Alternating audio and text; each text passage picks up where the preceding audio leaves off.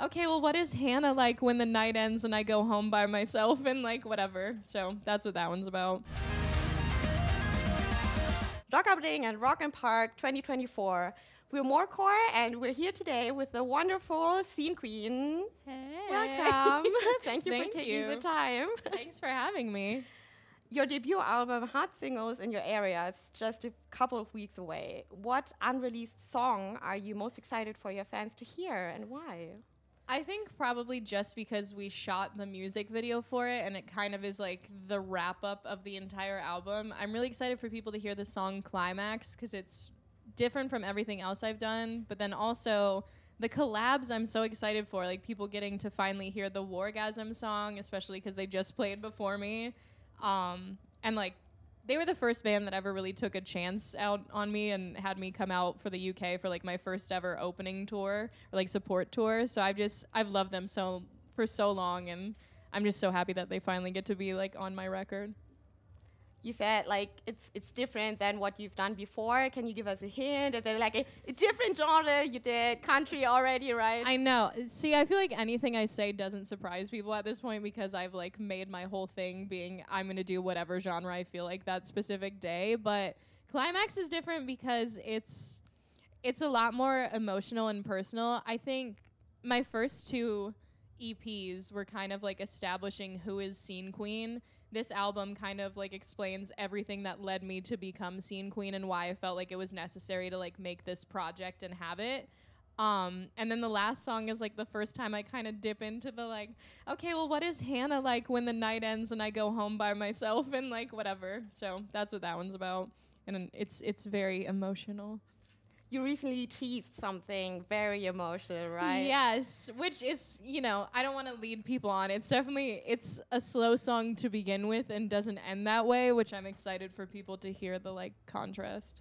How do you feel like being more emotional in this record and showing your more vulnerable side, I would say? Honestly, it's funny because so I made the Scene Queen project or like didn't go by my actual name because I knew that I was going to get a lot of backlash doing what I do. I obviously like picked a name because I knew it would like irritate people, but in a funny way. And also I make music that I know is going to like anger men and all this other thing. So like I anticipated getting criticism for what I do, but because I go by Scene Queen, it's very easy to be like, they don't know me. They don't like Scene Queen. That's fine. And then I go home at the end of the night and like don't think about it again.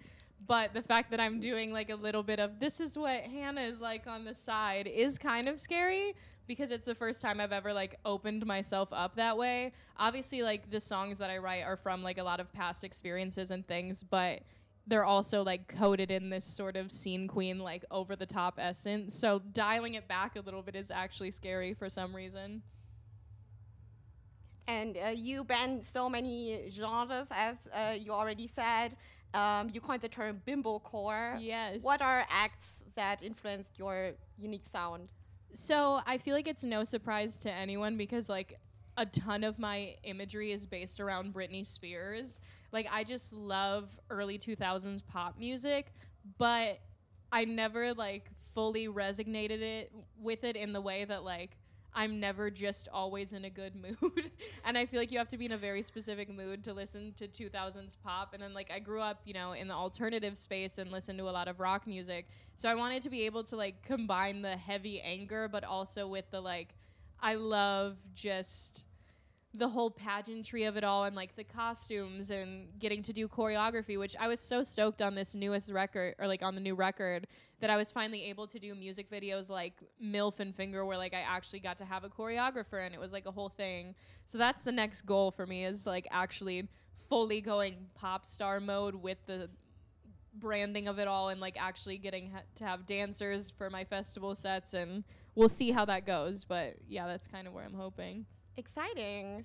And as you worded it yourself, you make music for gays with ADHD, right? Yes. So are you intentionally releasing your album during Pride Month now? So what's funny is I was given like the date of the album in number order, so it was like 6/28. So I didn't even like think about 6 being June, but like it was the earliest date that I had gotten given. So I was like, absolutely, that's the date it has to come out because I've been waiting for so long for this record to come out, and then it just like perfectly happened that it's literally the end of Pride Month, and I'm like, what a cool way to go out, because also so much of the album is about like me exploring my sexuality and like figuring out I was bisexual and all this sort of thing. So it's like perfectly encapsulates my life in a very cool way.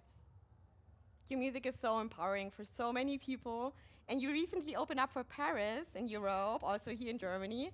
And you just announced your support slots for the one and only Babymetal, right? Yes. Bucketlist-Moment, as you said. Honestly, like it's shocked me in every capacity. Every person I've ever opened for has been like on my bucket list for who I'd want to tour with. But it's exactly what I was saying, where I like love the pageantry of pop music and everything. And Babymetal is just like perfected the art of being pop stars while also not at all being pop stars, very much being like heavy music or whatever. But you know, like the choreography and just like how planned out all their sets are with like lights and everything, and again the costumes, like I'm so excited to just watch their set every night. As we're talking about so many like cool and powerful women, do you have a dream headliners for a female festival?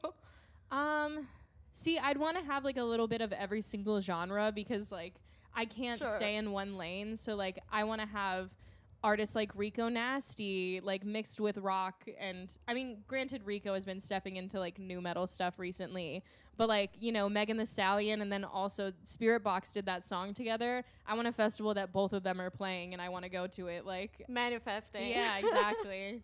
Because I feel like we're halfway there, you know, in terms of that actually happening. So I'm like, that's fine. Just let it all be women first. That'll be more fun anyway. I mean, you're playing Rock am Ring and Rock am Park, so that's already huge. Yes.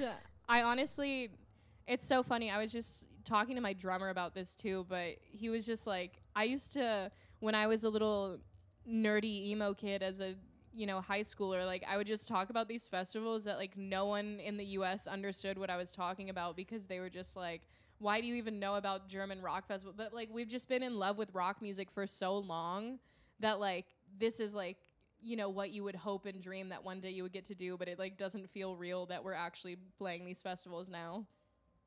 And now, during your festival run, you're squeezing in a couple of headliner shows in Netherlands and Belgium, right? Yes, yes. Are any plans up for a German headline tour? Honestly, I don't want to like give away time frames, but ideally, yes, next year I will be back. It's hard to not want to come back to Germany, given like, I mean, even just the Paris shows, like the reception that I had. I played Cologne on my birthday, and like the first 3 rows were just people holding little happy birthday heart signs, and it just like made my heart so happy, because I'm like, as an opener, you can't ask for more than that, you know, and just like how well it was received. And then Berlin, like when we played that show, like I could tell so much of the crowd didn't know who I was, but like the Twerkle Pit and everything, like people were just so ready to party there that I don't know, it made me want to come back. And then this set like just kind of reaffirmed that like, geez, I have to keep coming back to Germany. Perfect. We're so excited for that. Yeah, I'm excited to come back too. Thank you so much. Thank you. Yeah, see you, Queen, everyone. Thank you.